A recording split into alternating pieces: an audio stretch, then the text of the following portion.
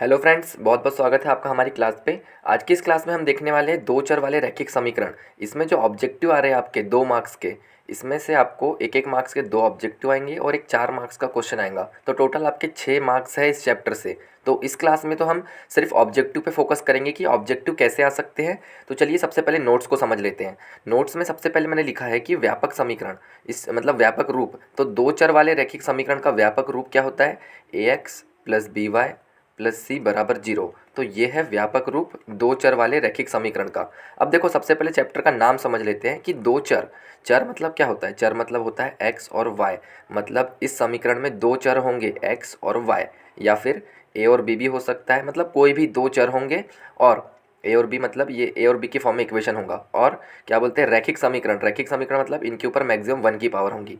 मतलब इस टाइप का इक्वेशन यदि आपको दिखेगा तो उसको आप रैखिक समीकरण बोल सकते हैं दो चर में। जैसे 3x + 2y + 5 = 0। तो ये जो समीकरण है दो चर में रैखिक समीकरण है। तो जल्दी से ज्वाइन हो जाए जो ज्वाइन नहीं हुए हैं। अब हम स्टार्ट करते हैं यहाँ का दो चर में रैखिक समीकरण। ये यहाँ से जो मेन कंडीशन है आपकी, सबसे पहली कंडीशन है कि यदि a1/a2 is not equal to b1/b2, मतलब a1/a2 बराबर नहीं है b1/b2 के, तो जो रेखाएं होंगी वो होंगी प्रतिच्छेदी रेखाएं और अद्वितीय हल होगा और संगत होगा। मतलब ये देखो, ये जो ऑब्जेक्टिव आएंगे कैसे आएंगे मैं अभी थोड़ी देर बाद बता रहा हूँ, क्योंकि मैंने इसके ऑब्जेक्टिव भी रखा है जो आपके प्रश्न बैंक से रिलेटेड है। देखो सेकंड में है, यदि a1/a2 is equal to b1/b2 is not equal to c1/c2, मतलब ये होंगी समांतर रेखाएं। मतलब ये समांतर रेखाएं दिख रही है आपको, कोई हल नहीं होगा इस टाइप के समीकरणों का, और ये होंगे असंगत। ये मतलब यहाँ देखो, ये जो दो समीकरण हैं, ये जो दो समीकरण लिखे हुए हैं, ये एक लाइन को दर्शाते हैं। मतलब एक समीकरण एक लाइन को दर्शाता है और दूसरा समीकरण दूसरी लाइन को दर्शाएगा। तो ये लाइन कितने प्रकार से हो सकती है? या तो वो लाइन ऐसी हो सकती है कि एक दूसरे को प्रतिच्छेद करे, या तो वे लाइन समांतर हो सकती है, या वे लाइन संपाती हो सकती है, मतलब एक के ऊपर एक लाइन। तो ये तीन ही कंडीशन होती है और ये तीनों कंडीशन को कैसे आइडेंटिफाई करना ये लिखा हुआ है। यदि a1/a2 is equal to b1/b2 is equal to c1/c2 हो, मतलब तीनों बराबर हो, तो ये रेखाएं संपाती रेखाएं कहलाएंगी और इन रेखाओं के अनेक हल होंगे इन समीकरणों के, और ये संगत होंगे। तो ये 3 पॉइंट, इससे 90% चांस है कि एक ऑब्जेक्टिव जरूर बनेगा। अब एक बात और समझ लो कि दो चर वाले जो रैखिक समीकरण होते हैं उसके अनेक हल होते हैं। मतलब ये जो समीकरण मैंने लिखा है, एक समीकरण सिर्फ, ये जो समीकरण लिखा है इसके अनेक हल हो सकते हैं। इसके अनेक हल हो सकते हैं, आपको समझना पड़ेगा। ये ऑब्जेक्टिव सत्य असत्य में पूछ सकता है। दो चर में रैखिक समीकरण के अनेक हल होते हैं। इसी टाइप से रैखिक समीकरण y = mx + 3, इस टाइप का एक ऑब्जेक्टिव आ सकता है। x = -2 दिया हुआ है और y = 5 दिया हुआ है। क्वेश्चन बोल रहा है कि ये जो समीकरण है इसमें x = -2 और y = 5 रखोगे तो m का वैल्यू क्या आएगा? तो रख दो y = 5 रख दो, बराबर m इंटू एक्स की वैल्यू -2 रख दो +3। ये वैल्यू तो रखते आती है, मैंने y की जगह 5 रख दिया और x की जगह -2 रख दिया। अब यहाँ देखो 5, ये 3 को हम इधर ला लेंगे तो ये बन जाएगा -3 = -2m। तो ये कितना हो जाएगा 2, और ये इनटू में है तो अपॉन में -2 आ जाएगा। तो m की वैल्यू क्या मिल गई यहाँ से? -1। तो इस टाइप का एक क्वेश्चन आपके ऑब्जेक्टिव के लिए बिल्कुल पूछा जा सकता है। आपको कोई भी समीकरण दे देगा और x और y की वैल्यू दे दी जाएंगी और आपसे पूछ सकता है कि m की वैल्यू क्या होंगी। अब देखो इतना तो हमने समझ लिया कि इस टाइप का क्वेश्चन आ सकते हैं। अब हम देखते हैं कि क्वेश्चन पे में किस टाइप के क्वेश्चन आपको दिए हुए हैं। पहला क्वेश्चन दिया हुआ है कि निम्नलिखित में से दो चर वाले रैखिक समीकरण है। मतलब दो चर का रैखिक समीकरण कौन सा है? देखो यहाँ से, यहाँ दो चर तो दिख रहे हैं लेकिन यहाँ कितने की घात दिख रही है? 2 की घात दिख रही है, मतलब ये रैखिक समीकरण नहीं है।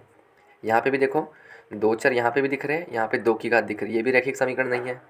दो चर दिख रहे हैं, यहाँ पे 1 की घात नहीं है, 2 की घात लगी हुई है। और ये दिख रहा है हमको दो चर में रैखिक समीकरण, क्योंकि घात यहाँ पे 1 की लगी हुई है। तो ये क्वेश्चन भी IMP है, बिल्कुल आपको पूछा जा सकता है। अब देखो यहाँ पे, इसके पहले जो मैंने नोट्स आपको बताए थे, नोट्स से रिलेटेड अब क्वेश्चन आएंगे आपके सामने। a1/a2 is not equal to b1/b2 हो तो इसमें क्या होता है? अद्वितीय हल होता है। देख लो यहाँ पे a1/a2 is not equal to b1/b2, तो ये अद्वितीय हल क्लियर दिख रहा है आपको। अब थर्ड क्वेश्चन है a1/a2 is equal to b1/b2 is not equal to c1/c2। तो इसमें क्या होता है? इसमें कोई हल नहीं होता है। देख सकते हो कंडीशन, कोई हल नहीं होगा जब कैसा हो a1/a2 is equal to b1/b2 is not equal to c1/c2। देखो ये जो क्वेश्चंस है ये बिल्कुल IMP है, बिल्कुल आपके बोर्ड एग्जाम में पूछे जा सकते हैं। कंडीशन से ज़रूर पूछेगा। ये 3 कंडीशन जो मैंने आपको बताया, ये तीनों कंडीशन में से एक क्वेश्चन 90% चांस है कि आएगा ही आएगा। अब देखो यहाँ पे तीनों इक्वल है, a1/a2 बराबर b1/b2 बराबर c1/c2। तो इसमें क्या होते हैं, अनंततः अनेक हल होते हैं। तो यहाँ पे तीसरा ऑब्जेक्टिव भी मिल गया आपको कि अनंततः अनेक हल होंगे समीकरण के। अब देखो 4 ऑब्जेक्टिव हो गए, अब पाँचवा ऑब्जेक्टिव। पाँचवा ऑब्जेक्टिव बोल रहा है कि अद्वितीय हल होने की शर्तें। तो अद्वितीय हल कब होता है, अद्वितीय हल तब होता है जब a1/a2 is not equal to b1/b2। फिर से देखो थोड़ा सा घुमा के पूछ लिया, कोई हल नहीं होगा, कोई हल नहीं होगा मतलब कब कोई हल नहीं होगा, ये होगा a1/a2 is equal to b1/b2 is not equal to c1/c2। ये 6 ऑब्जेक्टिव हो गए। देखो क्वेश्चन वहीं के वहीं घुमा फिरा के आपसे पूछ रहा है, आपको फोकस सिर्फ इन्हीं चीज़ पे करना है कि 3 कंडीशन क्या है बस, और कुछ भी नहीं।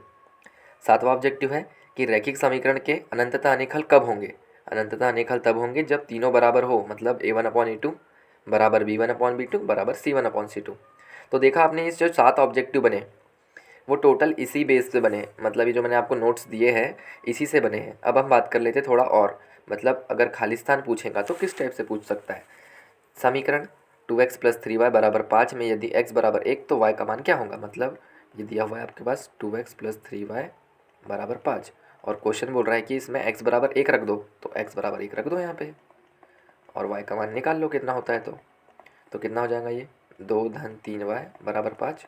अब क्या करेंगे, इस 2 को उधर भेज देते हैं, तो ये हो जाएगा 3y 5 - 2 3y is equal to 3 y is equal to 3/3।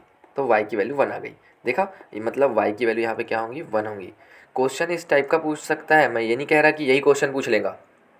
और IMP मैथ्स में कुछ भी नहीं होता, मैथ्स में होता है कि इस टाइप का एक क्वेश्चन पूछा जा सकता है, यही क्वेश्चन होगा, ये कोई नहीं बोलता, ये कोई नहीं बोल सकता कि यही क्वेश्चन आएगा।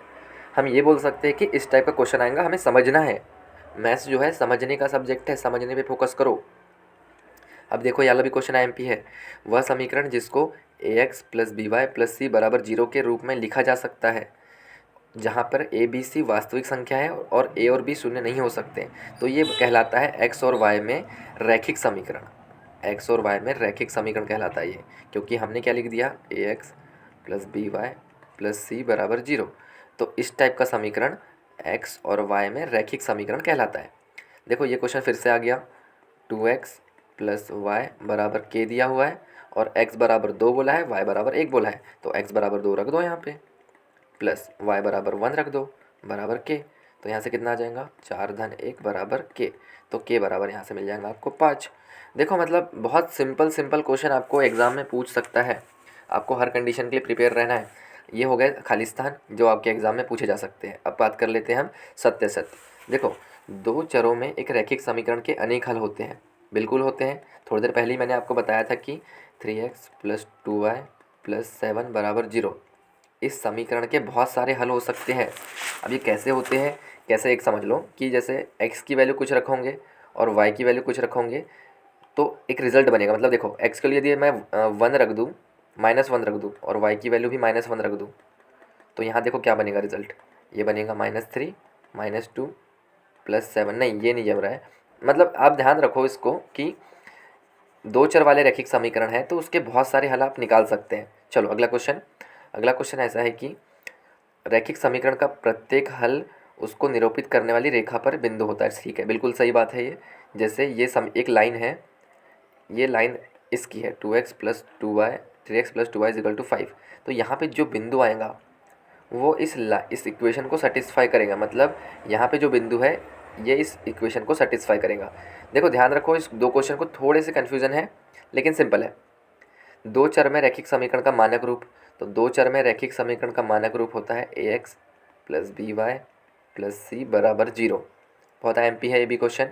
रैखिक समीकरण y बराबर mx + 3 में यदि x बराबर -2 और y बराबर 5 तो m का मान क्या बताना है। इसका मान आप कमेंट कर दीजिए, क्योंकि मैंने इस टाइप के 2 क्वेश्चन बता चुका है और ये क्वेश्चन बिल्कुल IMP है। कमेंट जल्दी से करें इसका आंसर, मैं चेक कर रहा था सभी की कमेंट, सभी की कमेंट चेक कर रहा। तो इतने ऑब्जेक्टिव आपकी एग्ज़ाम के लिए IMP है इस चैप्टर से। जो क्लास में जुड़े हैं, क्लास को सीरियसली अटेंड करें, और जो मैं आपको नोट्स दे रहा हूँ ये सब आपको नोट्स में मिल जाएगा, आपकी मतलब ग्रुप में मिल जाएगा। ये सभी नोट्स आपको ग्रुप में सेंड कर दिए जाएंगे, बस आपको इन नोट्स को कैसे पढ़ना है वो समझे।